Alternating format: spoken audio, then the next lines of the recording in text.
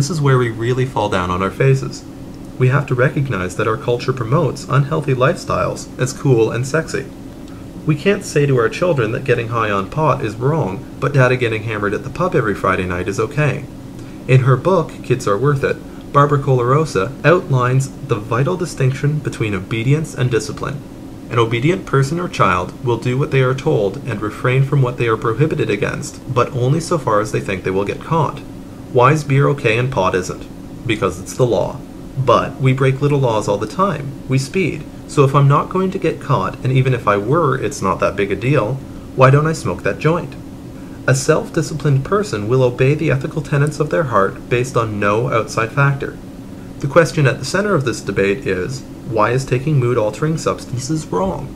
I get the impression that many people think it's only wrong because of the danger of addiction and all the negative effects it will have. Our culture seems to bear this out. The severity of our prohibitions against drugs are in proportion to the severity of their effects on one's short-term health and to their addictive properties. But is this really why drugs are wrong? I go back to Kant whenever I'm in a moral quandary. It's tough to put your finger on it, but I think that the maxim employed when we drink or take drugs would be that I shall freely choose to give up my will to something over which I have no control. All drugs alter your perception, your thinking, and therefore your actions to some degree. That's why they're called mind-altering substances. Your initial choice to take the drugs limits your control over your choices from there on in, and those limits are, by definition, beyond your full control. Kant's categorical imperative asks us to examine whether this maxim would stand up as universal law. No, it would not. It's self-contradictory when universally applied because you could not continue to freely make that decision as you have relinquished your free will. The maxim of this action is the same one that would enable us to enter cults which seek to control our will. Some might argue that we allow ourselves to be controlled by many things, the law for instance. I have two arguments against this. One, we in a democratic society have control over the law. That's the heart of democracy's legitimacy. And two, we do not give up our will when obeying the law, we express it by making the choice not to break it. I'm aware that for some people ethical arguments don't hold much sway. The objection that drugs, alcohol in particular, have benefits that, for those non-addicts, far outweigh the harms is likely to be raised at this juncture, so I shall address it. I don't truly see any benefit to alcohol or drugs. There are three main objections I often receive. First, they serve as a social lubricant. They loosen people up. Self-confident people in friendly company don't need loosening up. Remember, my goal is utopia, and I think self-confidence is something we should all be striving for. What's more, all drugs and alcohol lower the intellectual level of discussion. Besides, it's not really a social lubricant. In fact, it's just the opposite. Being drunk or high gives you a mask to hide your true self behind. It's a mask of a more confident and more easygoing personality. Many people say that this mask is the true them, but they are fooling themselves. The true you is the you that you are. That other you is at least partially the drugs. If you want to be that more confident and easygoing person, don't rely on a crutch, change yourself.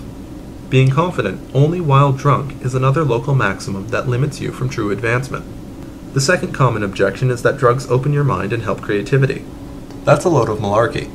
Drugs can force you to explore different parts of yourself, but it's important to remember that while on that journey, you aren't thinking as your best self, and you'd be much further ahead laying down in the grass one afternoon and just thinking about your life, or going to a shrink. The greatest works of art ever created came from sober, patient, and dedicated minds. Many a great artist has succumbed to drug use, but their work and their lives suffered for it. The works produced while under the influence may be fascinating and seem brilliant, but most of it is really junk, and those few great exceptions were created by people possessed of such extraordinary talent that no film of drug haze could block it out completely. When I look at or read a work created by someone while high, I always wonder just how much better it could have been had they been sober. If you want an example of that, read Jack Kerouac, a great American writer whose potential never even came close to being realized. Third, people argue in favor of the pure sense enjoyment of a fine wine or beer. I respond to this argument with a question. If you'd never had that port that you so cherish, would you be walking around with a port-shaped hole in your heart? My favorite food is dried figs. I didn't try them till I was 20 years old. Before that, my favorite food was bananas. There was nothing lacking in my admiration of bananas. Had I never tried a fig, I wouldn't be unhappy or unfulfilled with bananas. What's more, I live in Canada and have never had a fresh fig. I can only imagine that they're great, and I hope to someday try one when I visit Europe, but knowing that they are probably better than my dried figs doesn't bother me. I don't miss the fresh fig I've never eaten. If you'd never enjoyed a fine port, you could just as easily become a connoisseur of rare cheeses without risking the harms that alcohol causes. To put it another way, I'm sure heroin feels great, but I don't mind not trying it.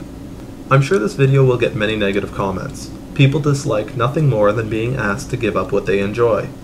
But to quiet some of my critics, let me re-emphasize a few of my points. The solution to substance abuse is a three-pronged approach: harm reduction, widespread high-quality treatment, and social prohibition.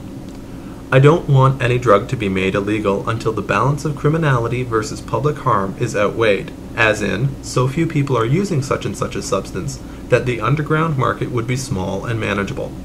I'm not calling for the legalization of any currently illegal drugs, only for the decriminalization of marijuana. And I'm not asking anyone to do what I wouldn't do myself. I'm not a drinker. I've tried it and I liked it, but I won't do it. I'm asking all of you to sacrifice something for the greater good, but more so, I'm asking you because it's the right thing to do. I know my ideas aren't perfect. Don't shoot me down, make suggestions. My name is Colin Jones, and I want things to get better.